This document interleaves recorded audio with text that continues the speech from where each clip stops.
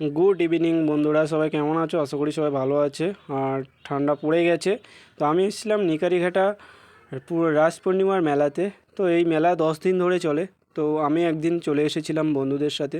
তো এসে দেখলাম বিভিন্ন দেবদেবী এইভাবে সাজিয়ে রেখেছে এবং বিভিন্নভাবে তুলে ধরে রেখেছে, যেমন নৌকা বিলাস, সীতার বস্ত্রহরণ, হ্যাঁ, তারকাবধ, পঞ্চতত্ত্ব, এইসব সব ধরনের জিনিস এইখানে রাখা আছে। তো আমি ভিডিওটি একটু ছোট্ট করে তোমাদের সামনে তুলে ধরলাম।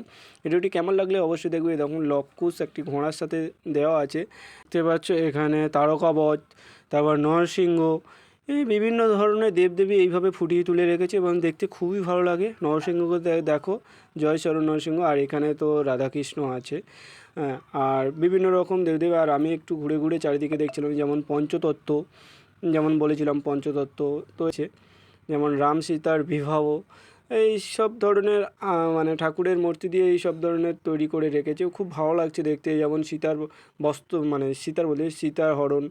তো যখন রাবণ ব্রাহ্মণের বেশে এসে সীতাকে হরণ করে নিয়ে চলে গেছিলো, তো সেটাও লক্ষণ রেখা দিয়ে তুলে ধরে রেখেছে। তো যেমন ঝুলন যাত্রা, কৃষ্ণ ঝুলন যাত্রা, খুবই ভালো লাগে দেখতে। দেখো কেমন লাগছে অবশ্যই কমেন্ট করে জানাবে। আর সবাইকে, তো বন্ধুরা, সবাই কমেন্ট বক্সে রাধা কৃষ্ণ বলে সবাই কমেন্ট করে জানাবে। কুরুক্ষেত্র যুদ্ধ, এখানে দেখতে পাচ্ছ কৃষ্ণ, রথ সারথি এবং অর্জুন যুদ্ধ করতে যাচ্ছে, সেটা তুলে ধরে রেখেছে। আর এদিকে আমার বন্ধুরা আছে। এদিকে আমার বন্ধুরা, 3 বন্ধু দেখো। এখানে ওরা মনে করলো আমি ছবি তুলছি, কিন্তু না, ছবি তুলে নিয়ে ভিডিও করছি। তারপর মেলাতে এসে দেখি মেলা চারদিকে ফাঁকা, কিছুই নেই মেলাতে। মেলার মধ্যে মানে কোনো লোকজন এখন মানে আসেনি। আমরা একটু সন্ধ্যার দিকে এসেছিলাম, তো কোনো লোকজন দেখতে পাচ্ছি না। তো এবার আমরা একটু মেলার দিকে চারিদিকে ঘুরে দেখলাম যে কাউকে দেখা পাই না, শুধু মেলা আমরা। দোকান পুরো খালি, কেউ কিছু চড়ছে না। দেখো নাকেরতলা পুরোই খালি।